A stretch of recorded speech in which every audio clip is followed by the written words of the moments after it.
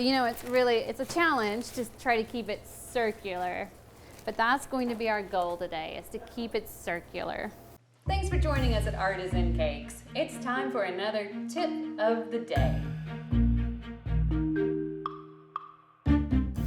You will put a small amount of cornstarch on your table. Not too much, but we do need it to be enough to slide around.